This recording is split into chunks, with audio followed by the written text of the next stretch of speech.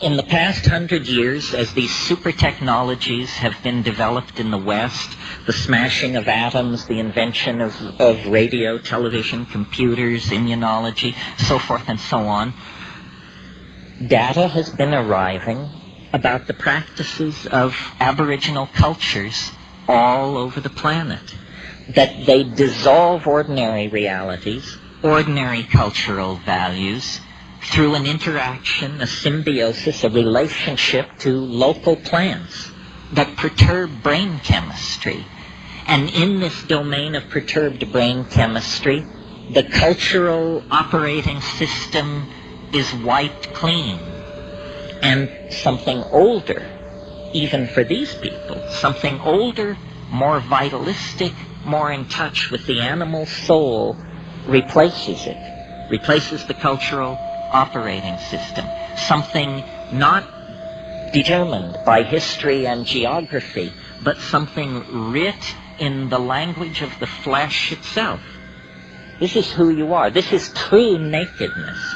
You are not naked when you take off your clothes. You still wear your religious assumptions, your prejudices, your fears, your illusions, your delusions. When you shed the cultural operating system, then essentially you stand naked before the inspection of your own psyche. Desmond Morris called it the naked ape.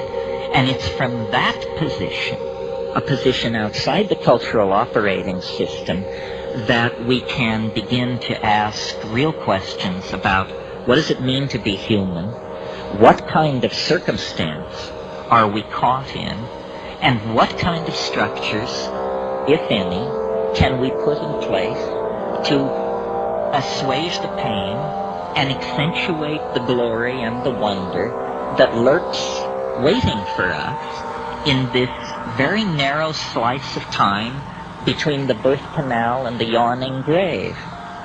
In other words, we have to return to first premises. So I've been thinking about this a lot, and at first it seemed to me only a metaphor, this phrase, culture is your operating system. But because I travel around a lot and get that jolting experience frequently of, let's say, leaving London on a foggy evening and arriving in Johannesburg 14 hours later to a sweltering day in a city of 14 million on the brink of anarchy, I get to change my operating system frequently. And so I notice the relativity of these systems.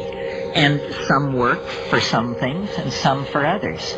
For instance, if you are a positivist, if you're running Positivism 4.0, you can't support UFOs. Positivism 4.0 does not support UFOs. If, on the other hand, you're running your Rancha book 5.1 as your operating system, UFOs and a number of other things can get in through the door. That is what we would technically say is a more tolerant operating system, or its plug-in support special effects denied the positivist.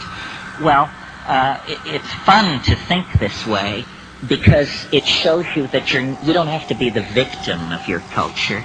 It's not like your eye color or your height or your gender. It's fragile. It can be remade if you wish it to be.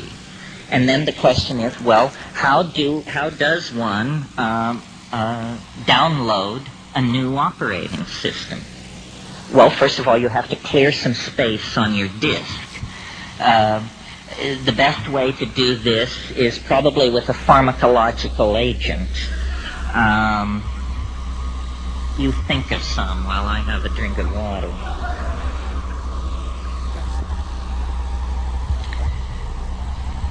Psilocybin is an excellent disk cleaner. You can put a lot of things in the trash and have them just disappear with a psilocybin upgrade. Other pharmacological agents that will clear your disk are ayahuasca And of course, these are gentle clearings of the disk, which take 5, 6, 7 hours. If you're in a hurry to dump that old data and leap right into the new operating system, click on the button marked dimethyltryptamine.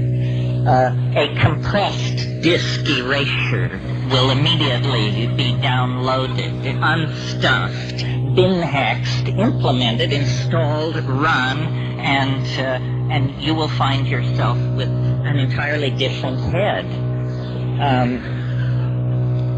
Now, shamans have always known, though they may not have used the kind of language I'm using here, shamans have always known this trick. What trick?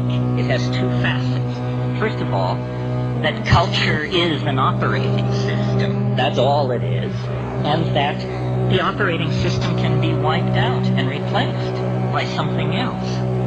So, in essentially, what's going on among shamans and those who resort to them for curing and counseling and so forth is somebody's running a slightly more advanced operating system than the customer.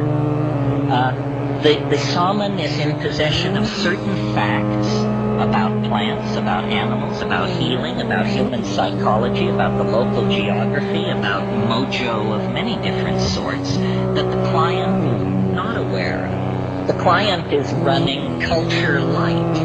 The shaman paid for the registered and licensed version of the software and is running a much heavier version of the software than the client.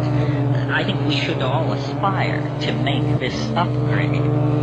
It's very important that you have all the bells and whistles on your operating system. Otherwise, somebody is going to be able to get a leg up on you. Well, what's wrong with the operating system that we have? Consumer capitalism 5.0 or whatever it is. Well, it's dumb. It's retro. It's very non-competitive. It's messy. It wastes the environment. It wastes human resources. It's inefficient. It runs on stereotypes. It runs on a low sampling rate, which is what creates stereotypes. Low sample rates make everybody appear alike, when in fact the glory is in everyone's differences. And the current operating system is flawed. It actually has bugs in it that generate contradictions.